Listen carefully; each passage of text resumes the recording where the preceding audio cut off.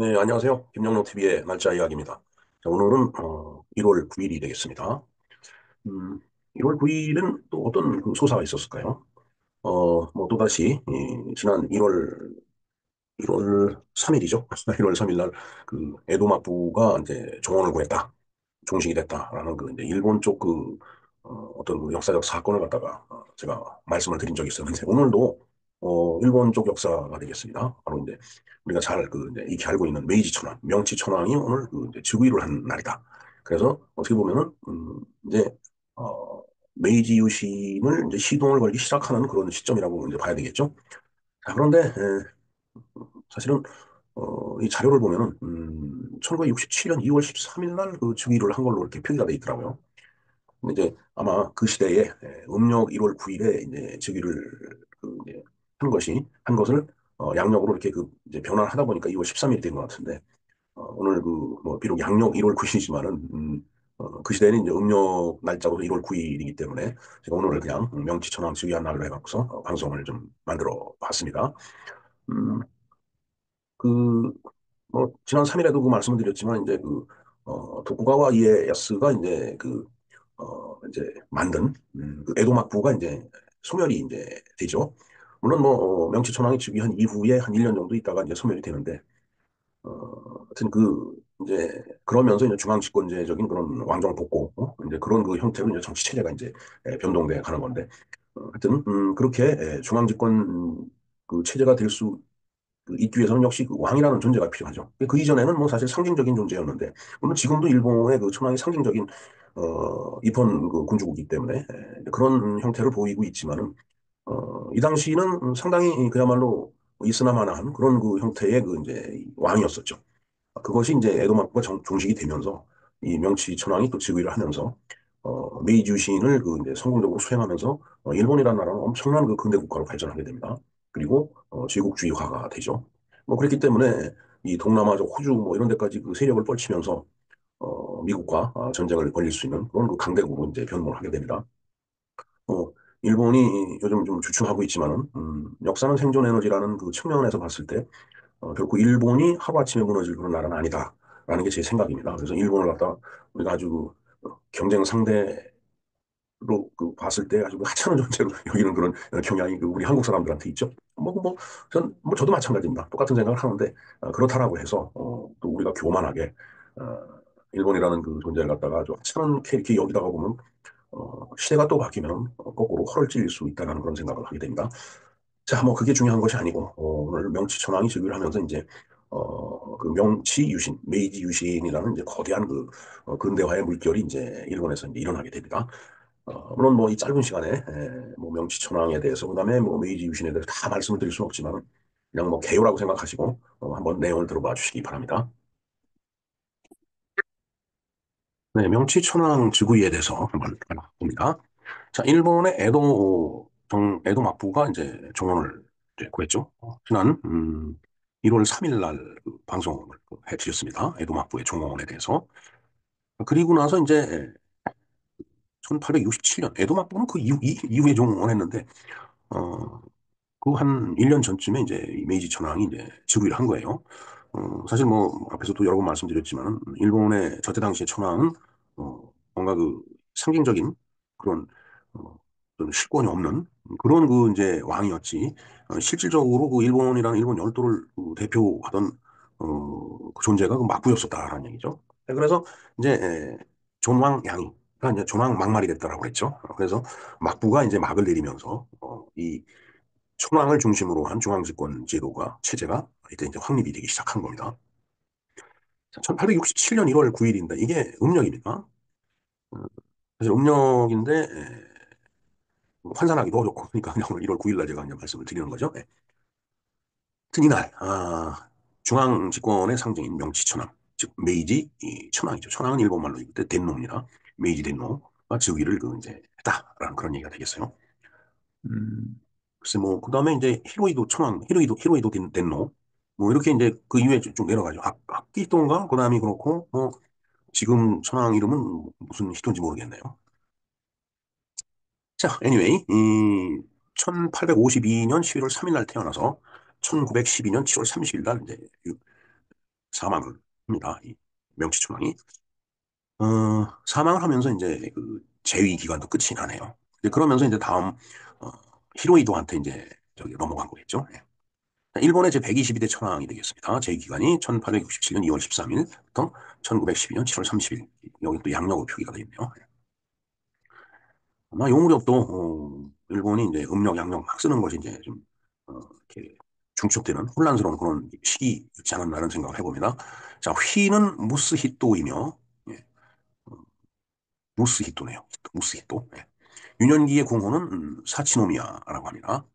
어, 이 휘는 이제 이름이에요. 우리나라 왕들도 그 이제 이름이 있죠.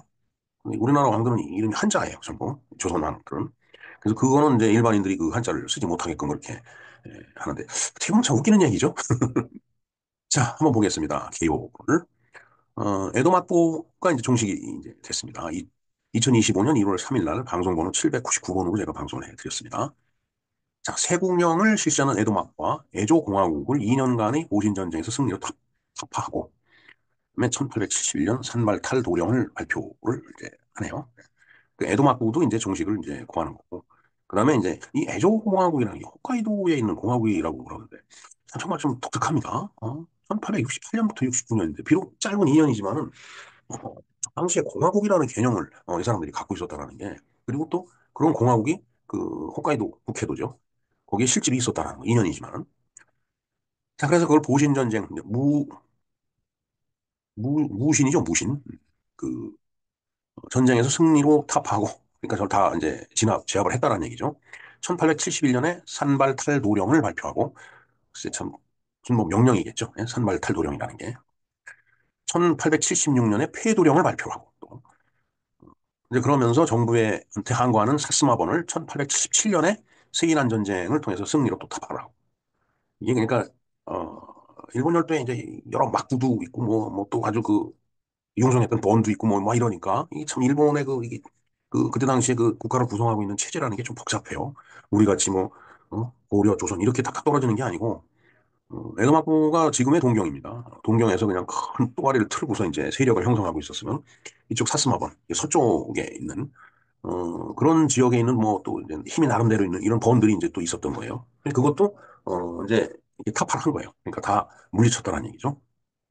그다음에 1879년에 류큐국을 병합을 또 하고 1881년에 10년 후에 국회를 개설하겠다라고 약속을 하고 그러니까 상당히 저때 당시에 국회를 만들겠다라고 그 이야기를 할 정도면은 그 서구 문명에 대해서 공부를 많이 한 겁니다. 이때 당시에 우리는 1884년에 갑신정변이 일어났다 실패하는데 자 그래서 또 1889년 명치 22년에 이또 히로부미에게 명하여 정말 유명한 인물이 나오죠. 안중근 의사한테 하얼빈에서 총에 맞고서 이제 죽은 이또 히로부미입니다.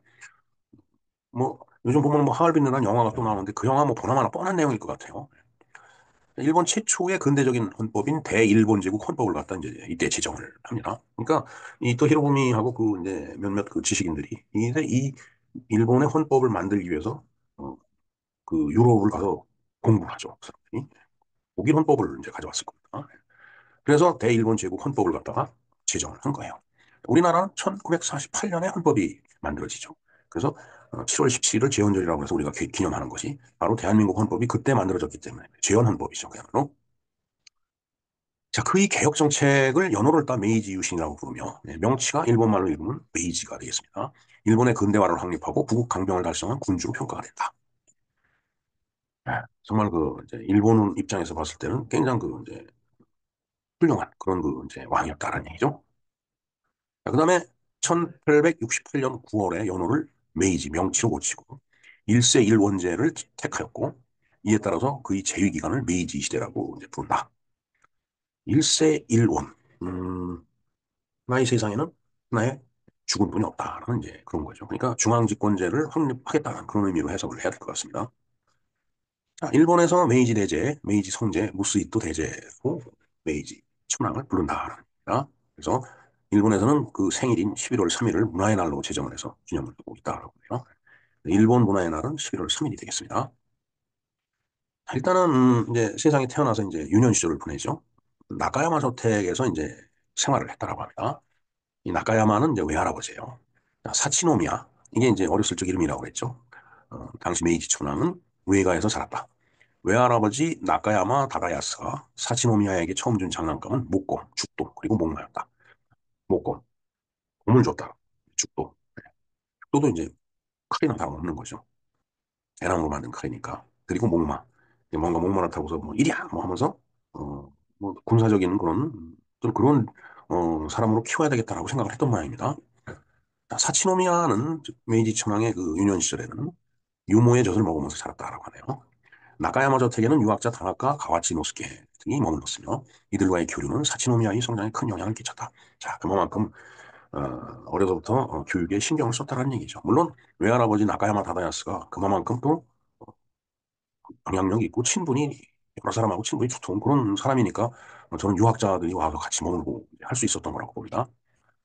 자, 그다음에 이제 어찌됐든 왕손이니까 궁중에서의 이제 날을 보내게 됩니다.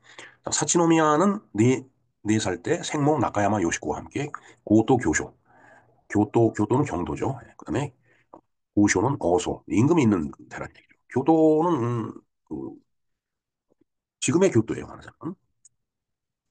그리로 거처를 옮기게 되었으나 새로운 환경에 적응하는데 어려움을 겪었다. 어린 시절을 그렇게 시작을 한 모양입니다. 그다음에 고메이 천왕, 양구예요. 고메이 천왕이 이제 그때 당시에 천왕이었는데 어, 이 이제 양부니까 뭐 자식이 뭐 딸뿐이 없었는지 뭐 고메이 천왕이 어찌됐든 이 그러니까 사치노미야를 갖다가 양자로 이렇게 드린 거죠. 그 양자로 들여갖고서 이제 일단 황자가 된 거잖아요. 양자지만은 그 천황의 아들이니까 황자가 가능한 한 많은 궁중 행사에 참여할 수 있도록 배려를 했다라고 합니다. 그다음에 고메이 천황은 사치노미야가 자신의 후계자로서의 자각을 갖도록 유도했고 동시에 주변 사람들에게도 황자의 후계자 위치를 확고히 알리기 위해서 노력을 했다. 양자니까 혹시 뭐 그러다 딴 사람한테 주는 거 아닌가? 뭐 이렇게 뭐 생각을 할 수도 있으니까 주변 사람들이 아 비록 양자지만은 이 사치노미야가 내 자리를 이을 사람이다라고 이렇게 알려주는 거예요. 주변 사람들한테. 그래야지 거기에 충성을 표하죠. 근데 또 굉장히 똑똑했던 모양입니다. 사치노미야는 만 7살에 이르지 않은 어린 나이에 사서오경을 읽기 시작을 했다고 하네요. 그다음에 사치노미야는 활발하고 장난기가 가득한 그런 아이였다라고 합니다. 성격은 승부욕이 강하고 성급했으며 마음에 들지 않는 일이 있으면 누구든 주먹으로 때리고 그랬다. 왕이 되려면 뭔가 독특한 게 있어야 되겠죠. 사치노미야는 8살이 된 이후인 1860년 11월 10일 친왕 선하의식이 거행이 됐는데 이 자리에서 고메이 천왕의 친필로 무스히토라는 이름을 이제 줘서 그 두 글자가 이제 그 공개가 된 거죠. 글쎄요, 뭐 고메이 천왕은 그 히토라는 말이 안 들어가는데 이 이후로는 전부 그 히토가 들어가요. 어디린자가 전부 들어갑니다. 그러니까 히로히토가 유인이죠. 예. 그다음에 아카히토, 아키히토인가. 그다음 지금도 이제 그 히토가 들어갈 겁니다. 무스히토라는 그 글자가 그때 이제 공개가 됐다는 얘기죠. 자, 8살의 무스히토 친왕은 대학을 마치고 중용학습에 들어가서 대학을 마쳤다라는 게뭐 유니버시티를 졸업했다라는 게 아니고 그 대학이라는 그 책이 있잖아요. 사서삼경 이제 바로 이제 그런 거죠. 그래서 그 대학을 마치고 중용이 또 있죠. 중용도 학습에 들어가서 다음에 3월 중용을 거의 마쳤으며 논어를 군주의 덕으로 덕을 함양시키고 개발하기 위한 교재로다 이제 논어를 갖다가 강독하고 싶다라고 제안해서 천황한테 허락을 받았다라고. 예, 뭐 글쎄 8살인데 난 8살 때 뭐 했지? 꼴리면서 다녔을 것 같은데요. 시골에서.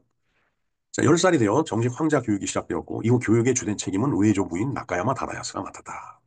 서예 교육은 계속해서 아리스가와 노미야 다카히토 친왕이 감당을 했으며 생모 나카야마 요시코가 이를 보조를 했다. 서예 교육에 매우 엄격했으며 메이지 천황이 메이지 20년대 무렵 회고하기를 정해진 진도를 달성하지 못하면 점심시간이 되어도 식사를 주지 않았다. 네, 그 서예 교육을 시킨 어, 아리스가와 노미야 다카히토 친왕도 그렇고 생모 자기를 낳아준 엄마 요시코도 그렇게 이제 하드 트레이닝을 시킨 거네요. 자, 그러면서 이제 막부 1월 3일 날 말씀드렸던 대로 이제 에도 막부가 이제 혼란해지죠. 예. 그 혼란해지는 그 과정을 보면 이제 저런 거예요. 20번이 그거죠. 1858년 6월 에도 막부는 미국 총영사 타운젠트 해리스와 함께 미일 수호 통상 조약을 체결했는데 근데 뭐 미국을 비롯해갖고 유럽 국가에서 봤을 때 천황보다는 막부에 있는 쇼군들한테 더 쇼군들이 더 영향력이 있구나라고 판단했겠죠. 이제 그럼에도 불구하고 뭐 나름대로 그 일본도 룰이 있지 않았겠어요. 그래서 이제 막부에서 이제 이 조약을 체결하는데 뭐 실질적인 권한을 행사하더라도 천황의 그 직허를 받아야 되는데 그걸 안 받고서 이제 일방적으로 이제 타운젠트 해리스하고 미일 소 통상 조약을 체결한 거예요. 그러니까 어 이게 뭐 천황도 천황이지만은 가만히 생각해 보니까 이게 음? 일본 사회 전체에서 또 뭐라고 뭐라고 그럴 거 아니에요. 야, 세상에 어떻게 천황의 직허도 없이 외국하고 통상 조약을 맺느냐? 네가 뭔데? 막말로. 이제 그렇게 돼갖고서 이제 큰 문제가 이제 발생이 돼서 그게 이제 수면 위로 떠 올라온 겁니다. 자, 요 무렵에 1855년부터 58년까지 3년간 요시다 쇼인이 유능한 그 문화생들을 모집을 해서 교육을 시키죠. 예. 저 문화생 중에 하나가 바로 이토 히로부미죠.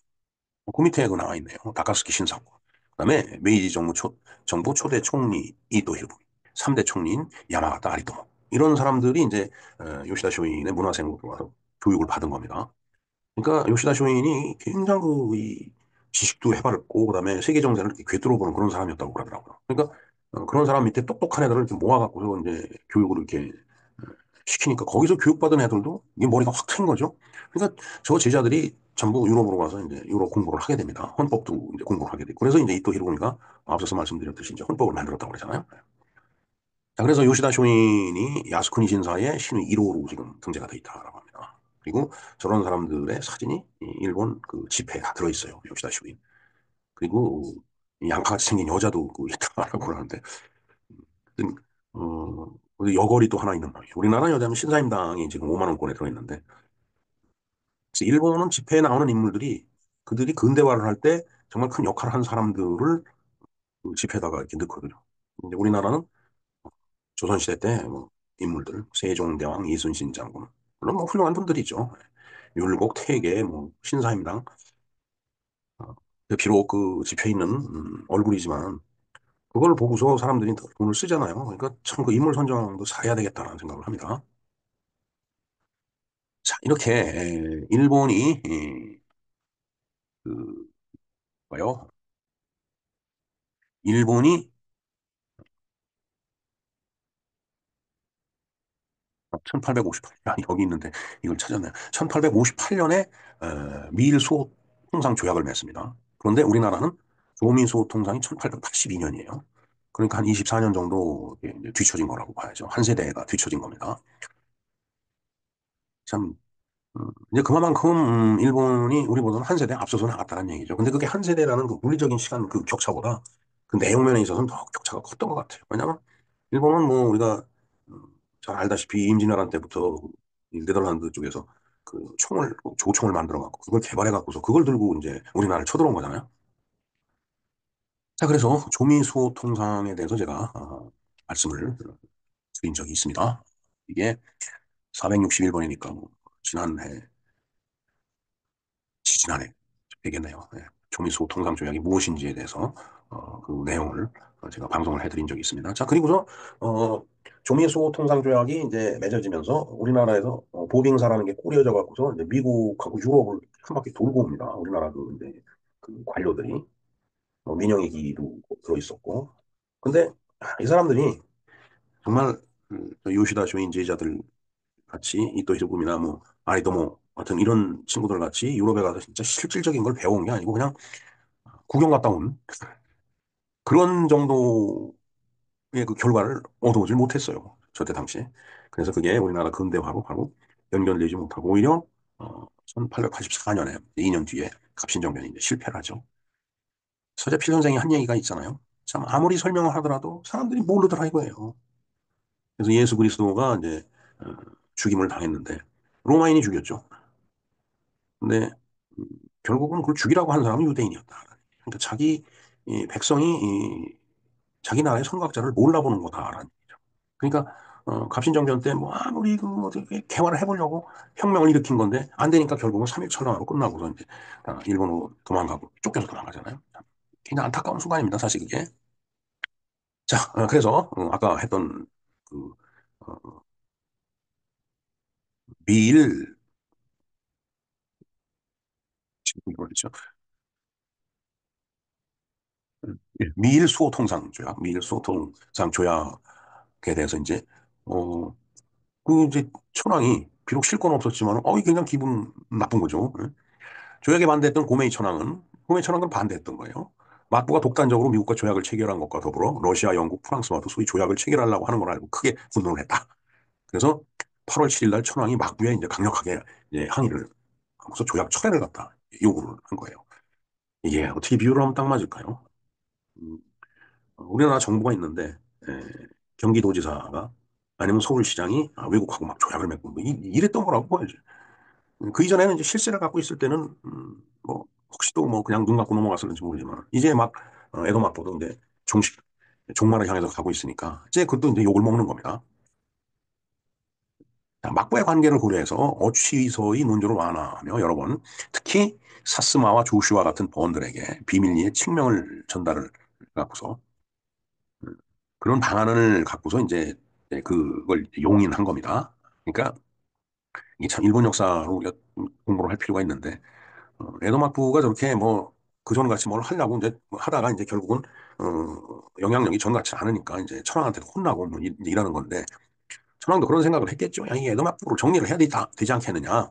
그러니까 이제 밑에 사스마번과 조슈번 같은 그런 그 또 다른 그 이제 어떤 글쎄 요즘 얘기하면 어떻게 그 하부 조직이라고 할까? 근데 하부 조직 중에서도 그 세가 굉장히 큰 그 번이 있잖아요. 그러니까 사스마 번이나 조슈 번이 다 굉장히 세가 컸던 번들입니다. 그러니까 그 번들하고 손을 잡고서 에도마크를 어떻게 정리를 할까 뭐 이런 생각을 했을 거라고 보여집니다. 예. 그러니까 이제 그쪽에 이제 비밀리에 칙명을 내리면서 이제 그래 요거는 봐줄게 하고서 이제 에도마크가 체결한 조약을 갖다가 이제 받아들인 거죠. 자, 칙명을 명예로운 일로 받아들인 여러 번들 본 입장에서는 야 천황이 우리한테 칙령을 내려 야 이거 정말 우리를 인정해 주는구나 이렇게 생각을 했을 거 아니야. 특히 미토본은 뭐 미토본도 그번 중에 하나입니다. 이를 계기로 조약 반대와 외세를 물리치기 위해서 천황을 중심으로 단결하자는 존왕양이 운동을 활발하게 전개한다. 네, 존왕양이 왕을 옹립하되 존왕 존경하면서 모시되 양이 예, 오랑캐를 배척한다 이런 뜻이에요. 그런 운동을 이제 활발하게 전개했다는 얘기죠. 자, 이 사건 이후로 막부의 위신은 급격히 약화되었고, 뭐 아무래도 그렇게 되겠죠. 뭐, 예전 같이 않네? 이제 이랬겠지, 이제. 네.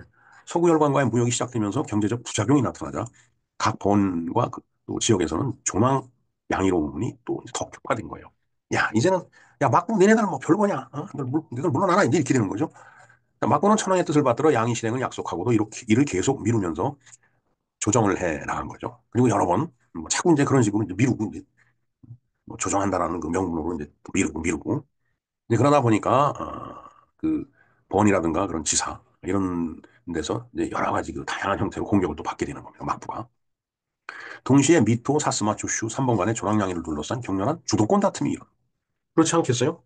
뭐 미토도 그렇고 사스마도 그렇고 주슈도 그렇고 나름대로 한가닥하는 번인데 야 우리가 여기서 헤게모니를 줘야 되지 않겠느냐라고 그들이 또 싸우는 거죠.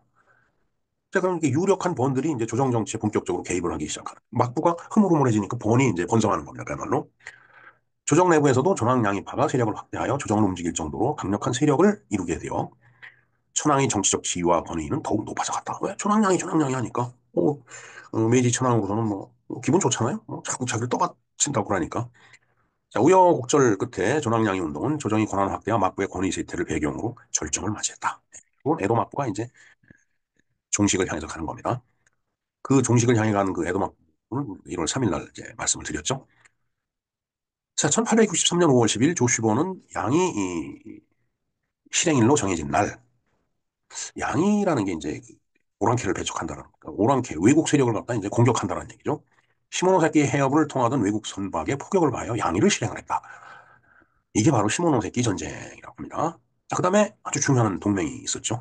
1866년 3월 7일 사초 동맹이 일어납니다. 사스마번하고 조슈번이 서로 동맹을 한 거예요. 그게 사초 동맹입니다. 굉장히 그 중요한 동맹이에요. 사초동맹은 에도시대 후기에 사스마번과 조슈번이 맺은 정치적 군사적인 동맹을 가리키는데 그게 바로 에도 막부를 갖다 타도하는 게 목적이었다라는 얘기죠. 그래서 조랑 막말이 된 거예요. 조랑 양이가 뭐 외국을 배척한다라는 그런 그 일을 갖고 조랑 양이를 시작했지만은 그런 게 변질이 된 거죠. 조랑 막말로. 저는 어, 맨 처음에 조랑 막말에서 한자가 없을 때는 왕을 옹립하면서 말을 막 한다. 이렇게 생각을 했는데 그게 아니고, 막부가 끝나간다는 그런 뜻이죠. 그냥 조랑토막. 저 토자가 그 토론할 때 토자죠. 칠토자입니다. 그러니까 왕을 옹립을 하면서 어, 막부를 치는, 뭐 입으로 치든 뭐 칼로 치든 그렇게 이제 제가 그 이해를 했었습니다. 자, 1867년 12월 11일 천황이 병에 걸렸고 15일 천연도로 진단을 받았네요. 그다음에 그 그러나 천황은 12월 25일 1868년 1월 30일 병세가 악화돼서 붕어를 했는데 이 천황 고메이 천황을 얘기를 이제 하는 거죠. 그래서 1868년에 이제 왕위를 이제 메이지 명치 천황이 이어받는다라는 얘기예요. 그래서 새 정부를 수립하고서 그 일본 열도는 아주 또 이제 이합 집산에 이제 들어가죠. 예. 그러나 조망 뭐 양이가 됐든 조랑 토막이 됐든 조랑 뭐 막말이 됐든 어찌됐든 메이지 천황을 중심으로 하는 이 중앙집권 체제가 이제 갖춰지는 겁니다. 자, 이후에 정권을 넘겨받은 조정에 저항하던 세력들은 1868년부터 1869년 3, 4년에 걸쳐서 어, 대규모 내란을 일으켰지만 사스마본, 조슈본, 도사본을 주축으로 한 조정군에 의해서 토벌이 됐다. 결국은 어, 이제 저렇게 정리정돈이 되고 나니까 새 시대가 열렸다라는 얘기죠. 사스마본은 지금의 가고시마, 그러니까 미야자키현 큐슈입니다. 큐슈. 제일 왼쪽에 있는 섬이죠. 거기를 지배했던 본이에요. 그리고 조슈보는 지금의 야마구치요. 그러니까 혼슈, 이 길쭉한 일본 열도 중에 제일 큰 섬이 혼슈잖아요. 본주입니다. 우리말로는. 그게 왼쪽 서쪽 그러니까 큐슈 쪽으로 이렇게 시코쿠 그 위에. 네. 거기가 이제 야마구 조슈번이었고 그다음에 도사번은 지금 시코쿠를 지배했던 거니까 시코쿠는 일본 일본 열도는 네 개 섬으로 구성되어 있죠. 제일 오른쪽 위에 홋카이도가 있고 그다음에 혼슈 본주가 있고 그다음에 본주 왼쪽 끝 밑에 시코쿠가 있죠. 그다음에 제일 왼쪽에 큐슈가 있습니다. 이제 대충 뭐 이해가 되실 거라고 보여집니다. 사스마번은 큐슈, 그다음에 조슈번은 일본 잘 그 혼슈의 서쪽 위 그리고 도사본은 그 밑에 섬.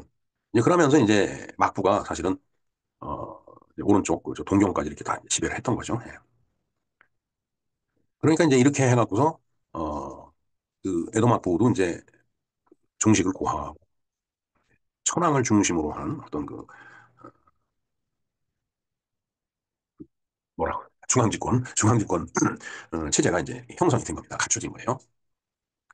자, 메이지 시대의 개막과 일본의 근대화. 메이지 천황은 1868년 9월부터 일세 일원을 결정하고 세상에는 하나의 이 원자가 모토잖아요. 근본이란 뜻입니다. 원조할 때 그 원자니까. 하나뿐이 없다는 얘기예요. 왕은. 일세 일원을 결정하고 연호를 메이지로 정했다. 명치. 명치가 일본말로 읽으면 메이지죠. 이어서 1869년 메이지 2년에 에도를 도쿄로 고쳤다. 에도가 지금의 현재 동경입니다. 그러니까 이름을 강호에서 동경으로 고친 거예요. 동쪽에 있는 서울이다라는 얘기죠. 그거 보면은 동경이고, 그다음에 북경이 있죠. 중국에.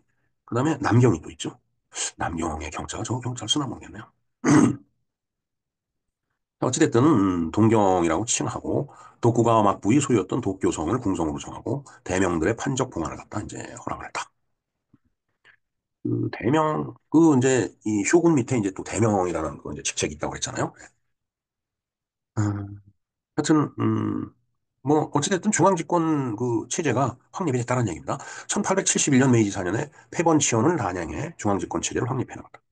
그러니까 사실은 뭐 이게 뭐 도사번이나 조슈번이나 그다음에 어, 그 사스마번 같이 이런 이 세력이 큰 그 번이 있는데 이 패번치원이라고 하는 것이 그 번을 갖다 없앤 거예요. 번을 폐기했다는 얘기죠. 그리고 현으로다가 이제 통치를 하겠다는 얘기. 그래서 지금 일본도 보면은 한 300여 개 현으로 이렇게 구성이 돼 있죠, 일본이. 일본은 지방자치제도가 저런 걸 쭉 옛날부터 이렇게 저런 체제를 갖춰 왔기 때문에 지방자치제도가 제대로 정착이 된 나라라고 봅니다. 근데 우리나라는 어거지로 만든 지방자치제도라서 특히 이 반도기질이 그 왕성한 이 한반도에서는 저는 이 지방자치제도가 좋은 제도라고 생각을 안 합니다. 대통령제가 맞는 나라고 그다음에 국회도, 그 권력 구조도 대통령제로 해야지, 뭐, 의원 내각제, 뭐, 이런 거, 그다음에 무슨 뭐, 분권형, 뭐, 어쩌고저쩌고, 이런 거 하면은 계속 싸움뿐이 안 합니다. 우리나라 그 기질이 그래요. 싸움만 하다 보면 아무것도 안 되죠. 지금이 그렇잖아요. 지금 대통령제임에도 불구하고 워낙 의회 권력이 커지다 보니까 어떻게 하다 192석을 얻었는지 는 모르겠는데, 모르는 게 아니라 잘 압니다. 근데, 일단, 어찌됐든 그 지경이 돼갖고서, 이건 뭐, 이건 군부 독재, 뭐, 검사 독재, 뭐, 이렇게 얘기를 하는데, 검찰 독재니 뭐니, 이거는 의회 독재예요. 정말, 우리 진짜 잘 생각해야 됩니다, 진짜. 이게 뭐, 이건 우리나라 얘기가 아니니까요. 자, 1870년, 1년 전이네요. 신도를 국교로 정하고, 재정일치를 선포하는 조서를 발표하고, 신도의 국교화와 천황의 신격화를 추진해 나갔다. 바로 이 신도라고 하는 것이, 어, 일본의 어떤 그 신화, 뭐 하여튼 애니미즘, 뭐 조상숭배 이게 아주 혼합, 뭐 짬뽕이 된 게 바로 일본의 민족 종교예요. 그 신사를 통해서 이제 여러 가지를 그 이제 기리잖아요. 예, 참 신사도 여러 가지 형태가 있습니다. 규모가 크고 의미가 과중한 것은 국가에서 관리하는 신사가 있고, 그렇지 않은 거는 뭐 일반, 어, 뭐 민간 신화 같이 이렇게 신사가 많이 이제 있죠. 예. 하여튼 그렇게, 그러한, 일본의 그, 뭔가 그 신도, 그걸 갖다가 이제, 국교로 정해놓고서 재정일치니까 바로 그 신도의 그 왕이 천황이다. 이렇게 되는 거죠. 그러니까 신격화가 된 겁니다. 그래서 천황은 사람이 아니고 신이다라고 그렇게 이야기를 하고 그렇게 인식을 하고 있었던 게 저 당시에 일본인들이에요. 자, 근데 이제 그걸 무참히 깨버리는 것이 바로 이제 2차 세계대전이 끝나고 나서 태평양 전쟁이 끝나고 일본이 미국한테 항복을 하면서 미주리온가? 그 위에서 이제 에, 메가다이에서 이제 그게 이제 다 깨지는 겁니다. 39번 볼까요? 영국과 미국 등 서구 사절단의 화려한 외모에 매료된 그는 신문문을 개방의 뜻을 펼쳤다. 자, 그가 바로 메이지 천황이 되겠습니다. 자, 막부 세력은 독단적으로 개항을 추진하여 반막부 세력의 반발을 샀으나 그는 부국 강병이 기차에 구미 근대 국가를 모델로 하는 관주도의 개발, 자본력 육성, 정치력, 군사력 강화에 치중을 했다. 그러니까 저 시대는 저러한 정치 체제가 맞았던 겁니다. 글쎄요, 저는, 박정희 대통령도, 일제시대에 이제 태어나서 공부를 했죠. 저걸 본 거 아닌가. 관주도의 개발, 구미 근대 국가를 따라잡으려고 하는 거. 그러면서 자본력을 키워야 되니까, 재벌, 소위 그 재벌이라고 하는 이 그룹이 이제 생겨나게 만든 거고. 그 다음에, 그로 인해 갖고서 군사력도 키우고, 가지고, 이런 식으로. 그래서 박정희 대통령이 생각했던 모델이 바로 이제 저런 것 아니었나. 그걸 그대로 실천해. 더군다나 만주 군관학교에 가서 유학을 하면서 만주국에서 행해지던 것들을 그대로 또 봤을 거라고 보여집니다. 만주국도 저런 형태로 개발한 거예요. 그러니까. 네, 그다음에 1871년 폐번치현을 실시하여 각 원주가 다스리던 지역을 천황이 직할을 하도록 바꿨다. 폐번치현이란 원을 없애고 현으로 다시 그 어떤 그 일본이라는 그 지방 단위를 이제 묶어 갖고서 그렇게 현을 통해서 통치를 했다는 얘기죠. 통치라기보다 패, 번을 갖다가 현으로 다 대치를 했다라는 그런 얘기가 되네요. 뭐 통치도 뭐 통치죠. 마찬가지라고 보여집니다. 그다음에 1872년에 서구식으로 학제를 공부. 그다음에 1873년 메이지 6년쯤 사이고 다카모리를 중심으로 한 신정부에 널리 퍼진 정한론이 이제 대립이 됐는데 그걸 막은 거예요. 야, 지금 뭐 정한론이라는 게 조선 반도를 치겠다는 얘기잖아요. 한반도를. 이제 그거를 야, 지금 그럴 때가 아니다. 해갖고서 국내 개혁에 힘을 기울여 갖고 근대화의 길로 나섰던 것이고 그로부터 20년 뒤에 이제 어, 20년이 아니죠. 30년 뒤죠. 30한 세대 뒤에 1905년 올해가 을사년인데 을사 조약이 그때 이제 맺어지는 거예요. 그러니까 정한론을 찍어 누르고서 한 세대 뒤인 30년에 그게 다시 등장을 해갖고서 한반도를 통해서 대륙으로 진출한 겁니다. 일본이. 뭔 계획이 있어도 세대를 아우르는 그런 계획을 세워야지 정책을 세울 때 말이죠. 그냥 눈앞에 있는 걸 보고 하다 보면 거짓골을 못 면한다라는 말이 되겠습니다. 1874년 메이지 7년부터 이어진 자유민권 운동에 맞닥뜨리자. 예. 일본사를 쭉 읽다 보면은 일본 근대사에 이제 저런 자유민권 운동이 일어납니다. 그러니까 1874년이니까 19세기 말에 벌써 이제 이 사람들은 이 자유 뭐 이런 거에 눈을 뜨기 시작한 거예요. 그러니까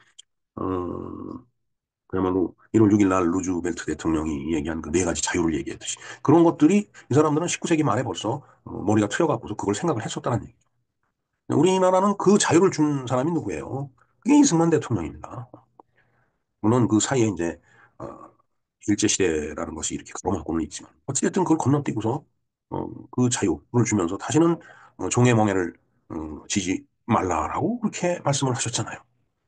이 참, 이 건국의 큰 어른을 모르고 그렇게 이승만 독재자, 뭐, 나쁜 인간 욕을 하고 정말 벌 받습니다. 진짜 잘못하다가. 예, 일단은, 그렇게, 메이지 천황이 그 즉위를 하면서 일본이 어떻게 변모돼 간나를 갖다 간략하게 한번 알아봤습니다. 물론 이 내용을 뭐 상세하게 뭐 이 자료를 동원해 갖고 설명하려면 뭐 한두 시간 갖고 될 일이 아니죠. 한 학기를 강의를 해도 될 그런 분량이라고 보여지는데 날짜 이야기에서 그렇게까지 다룰 수는 없고요. 일단 이렇게 어, 메이지 천황의 즉위와 그다음에 메이지 유신에 대해서 간략하게 알아봤습니다. 어느 분이 그런 말씀하시더라고요. 명치 유신, 메이지 유신을 아주 그냥 입에다 물고서 씹고 뭐 맛도 보고 뭐 생켜도 보고 그렇게 곱씹어 보아야 될 그 역사적인 사건이 바로 이 명치 유신이다. 그만큼 명치 유신으로부터 메이지 유신으로부터 배울 게 많다는 얘기죠. 그냥 우리 공부를 이제 그런 면에서 좀 음, 해야 되지 않나 이런 생각을 해봅니다. 네. 자, 그리고 오늘이 그 이제 한성조약이 또 있었던 말이에요. 참 한성조약 이것도 비참한 조약이에요. 어, 참 이 갑신정변으로 인해 갖고서 이제 맺어지는 그 이제 조약인데 뭐 여기 보면은 41번에 일본에 항의를 했다라고 하는데 거꾸로 돈을 물어주는 그런 그 결론을 낸 게 바로 이제 한성조약이죠. 자, 한성조약은 1884년에 일어난 갑신정변 뒤처리로 해서 11월 24일 날 조선과 일본 간에 체결된 조약이다. 청나라 군대 도움으로 갑신정변을 진압하고 권력을 잡은 민씨 정권은 정변에 개입한 일본에 항의를 했다. 그러나 일본은 청나라가 압도하고 있는 상황을 역전시키고자 조선 정부의 사죄와 공사관 소각에 대한 배상금, 희생자에 대한 구휼 금지를 요구하며 병력과 군함을 분열했다. 이러한 일본의 무력 앞에서 그렇게 무력 앞에서 교섭을 해갖고 오개조 조약이 체결이 됐는데 이게 바로 한성 조약입니다. 자, 이 조약으로 일본은 조선에서 청나라와 대등한 세력을 유지할 수 있는 위치에 오르는데 성공을 했다. 아유, 참 기가 막힌 우리의 근대사입니다. 자, 조선 측은 전권 대신 김홍직과 일본 측은 전권 대신 이노우에가 서로 협상을 해갖고 이 조약에 서명을 했다. 네, 이 얘기가 되겠습니다. 참 한성조약 체결, 갑신정변 3일 천하로 끝났죠. 정말 만국조선입니다. 참으로 우울한 조선 말기예요. 조선 말기를 들여다보면 들여다볼수록 우울합니다. 이게 1년 전 2024년 1월 9일 날 방송을 해드린 건데 이것도 제가 링크를 걸어 드리겠습니다. 네, 이상 어, 한성조약 그리고 메이지 천황 지구에 대해서 알아봤습니다. 김영로 TV의 날짜 이야기였습니다. 감사합니다.